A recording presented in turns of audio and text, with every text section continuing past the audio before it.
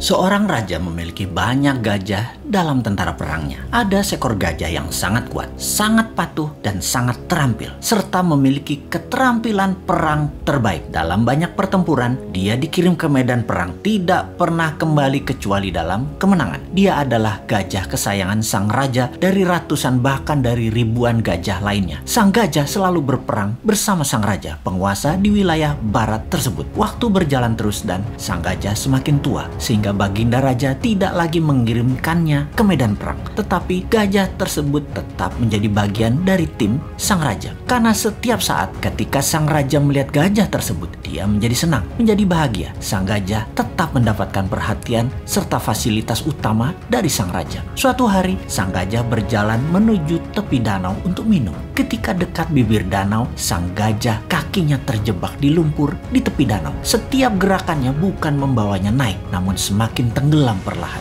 Dia terus berusaha, namun dia tetap tidak bisa mengangkat kakinya dari lumpur. Beberapa orang melihat usaha sang gajah dan tahu bahwa gajah tersebut dalam masalah besar dari nada suara teriakan belalainya. Dan berita ini pun tersebar cepat sampai akhirnya ke telinga sang raja. Semua orang panik karena tahu gajah ini kesayangan raja. Raja pun bergegas ke lokasi. Melihat gajah tadi terus tenggelam perlahan tanpa daya, sang raja memerintahkan semua orang di sekitar membantu mengangkat gajah tersebut. Mereka menggunakan berbagai cara untuk mengangkat gajah tersebut, namun tetap tidak bisa terangkat.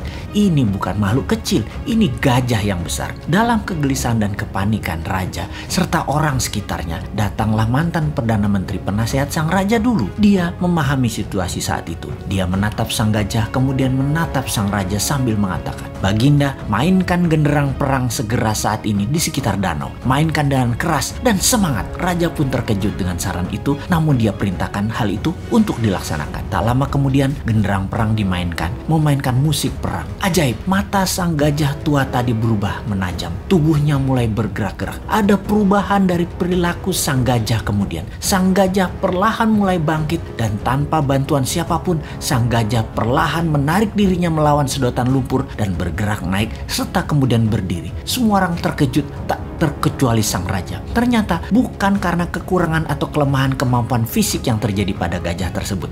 Yang dibutuhkan hanya suntikan semangat dari dalam. Dan ketika hal itu didapati, semuanya terselesaikan masalah apapun yang dihadapi. Untuk mempertahankan semangat dalam diri, sangatlah perlu sahabat semua mempertahankan tujuan hidup ke depannya di dalam pikiran bawah sadar kita. Dan jangan pernah ada rasa kalah atau menyerah dalam diri kita. Sahabat, mengapa saya menceritakan hal ini? Di saat pandemi saat ini, di waktu yang berat seperti saat ini, di saat ketidakpastian menghadang di depan, kita semua harus terus menyuntikkan semangat di dalam diri serta orang-orang di sekeliling kita. Pastikan kita semua punya visi dan misi yang jelas, purpose of life, dan semangat yang besar tadi. Pastikan ada genderang perang selalu menyala dalam diri Anda. Kita harus terus bersemangat untuk selalu sehat, makan makanan yang bergizi, selalu bersama orang yang membawa diri kita ke atas, penuh cinta dan penuh tawa. Pastikan kita berhenti menyalahkan keadaan seperti ini. Juga pastikan masalah yang terjadi saat ini yang memperlakukan kita negatif seperti saat ini tidak perlu ditakuti. Banyak hal indah dan besar terjadi di sekeliling kita. Ada solusi atas apapun masalah yang terjadi saat ini. New Mind salah satu solusinya. Dan tak lupa, selalulah bersyukur atas apapun yang kita terima, bersyukur atas apa yang terlepas, dan bersyukur atas apa yang akan kita peroleh.